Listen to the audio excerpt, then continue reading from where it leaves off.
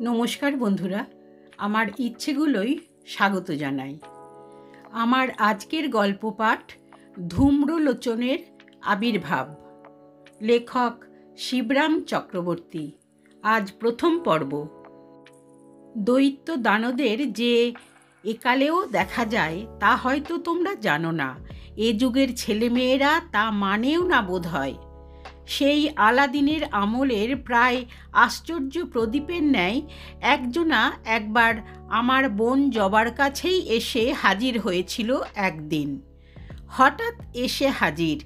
জবার কাছেই গল্পটা শোনা আমার। জবাকে তোমরা চিনতে পারবে আশা করি। তার মেয়ে টুম্পা আমার ভাগ্নি। তার ভাই টিকলুকে পিঠে চড়িয়ে সচিত্র হয়ে কিছুদিন আগে এই পূজাবার্ষিকীর পৃষ্ঠাতেই টুম্পার গল্পে প্রকাশিত হয়েছিল। এত তাড়াতাড়ি তোমাদের তা ভুলে যাবার কথা নয়। সেই টুম্পার জননী জবা। সত্যি আমার বোনেরা সব অদ্ভুত। ভূত প্রেত দৈত্য দানরা কোথায় নাকি মানুষদের এসে পাকড়ায় বলে শুনে থাকি। উল্টে বলবো কি, তারাই কেউ ভুল করে আমার বোনেদের কারো কাছাকাছি এলে ধরা পড়ে নাজেহাল হয়ে যায় শেষটায়। তেমনি আলাদিন মার্কা এই দৈত্যটাও জবার পাল্লায় পড়ে এইসা জব্দ হয়েছিল যে শেষ পর্যন্ত প্রায় জবাই হবার জোগাড় আর কি। কি হয়েছিল শোনো দাদা। জবা গল্পটা বলেছিল আমায়। সেদিন ছিল টিকলুর জন্মদিন।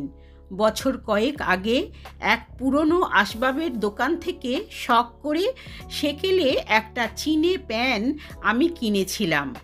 কলাই করা, বেশ দেখতে পাত্রটা। ঘষে মেজে ঝেড়ে মুছে রাখতাম মাঝে মাঝে, কিন্তু কখনো সেটাকে কাজে লাগাইনি। ভাবলুম আজ এই পাত্রেই টিকলুর জন্যে পায়েসটা রাঁধি না কেন। রেশনের চিনিতে চা খেতেই কুলোয় না আমাদের, কিন্তু এই পাত্রটা তো চিনি, কাজেই চিনির মাত্রা একটু কম হলেও মিষ্টি হবে হয়তো। এই না ভেবে নতুন করে ফের ওটাকে মাজতে বসেছি। একটুখানি ঘষেছি যেই না, দেখি কি পেল্লাই চেহারার বিকটাকার এক দৈত্য এসে শটান আমার সামনে খাড়া।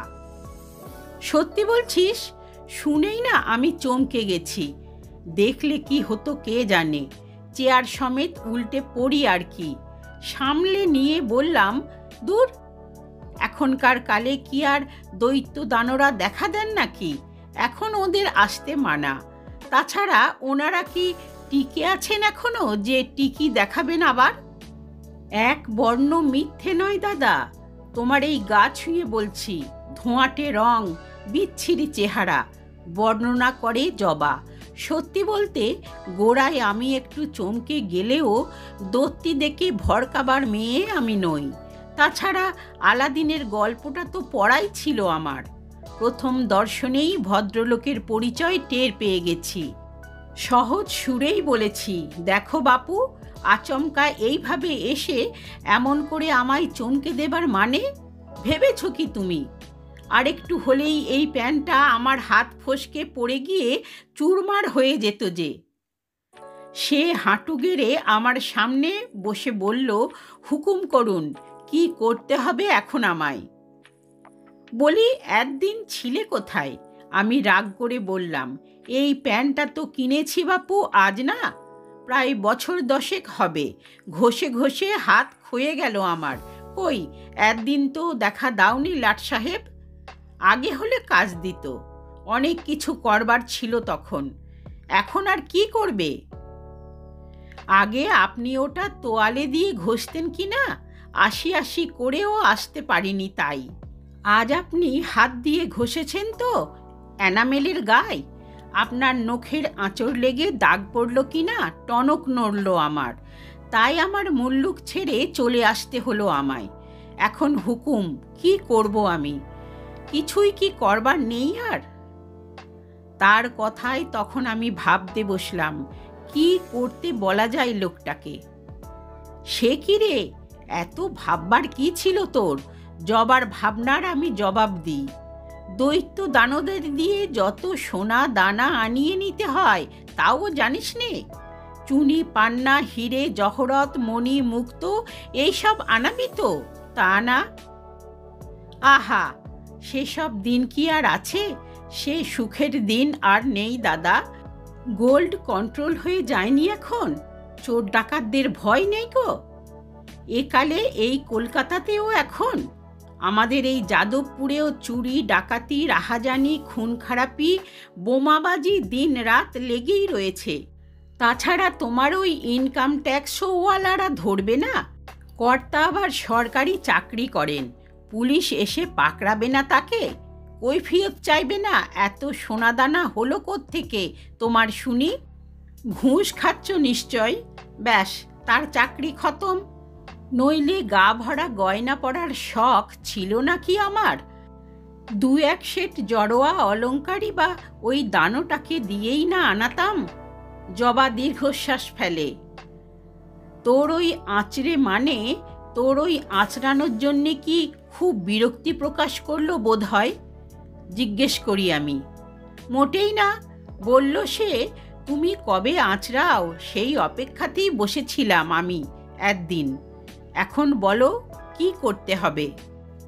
কি করবে? তুমি তো রাঁধতে জানো না যে রেঁধে বেড়ে সাহায্য করবে আমায়? আজ আমার ছেলের জন্মদিন ছিল, ভেবেছিলাম ভালো মন্দ একটু আধটু খাওয়া দাওয়ার আয়োজন করব। তা রাঁধবার কি দরকার? বলল সে। কোথাকার খানা চাই তোমার? বলো না তাই। Kabul, Kandahar, Istanbul, Iran, Turan, তুর্কো, মোগলাই, পাটনাই, চাইনিজ, প্যারি, মাদ্রাজি, ঢাকায়, লন্ডন, সুইজারল্যান্ড, রোম থেকে রমনা, কোথাকার খাবার চাই?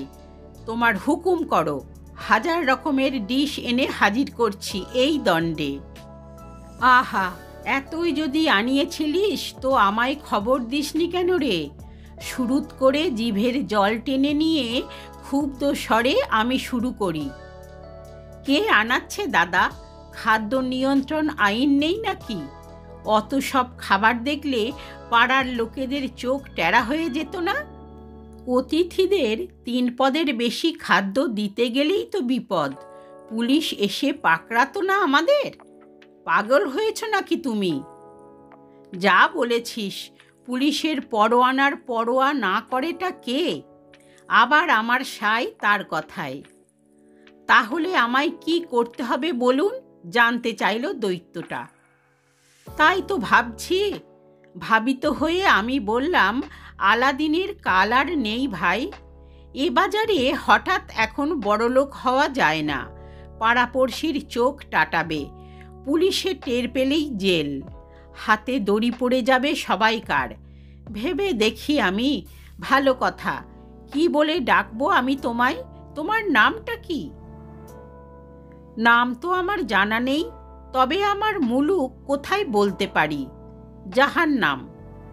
না, ওরকম কটমটো নামে আমি তোমাকে ডাকতে পারবো না বাপু। একটা ভদ্রগোছের নাম রাখবো তোমার। ধূম্রলোচন নামটা কেমন? এটা তোমার পছন্দ?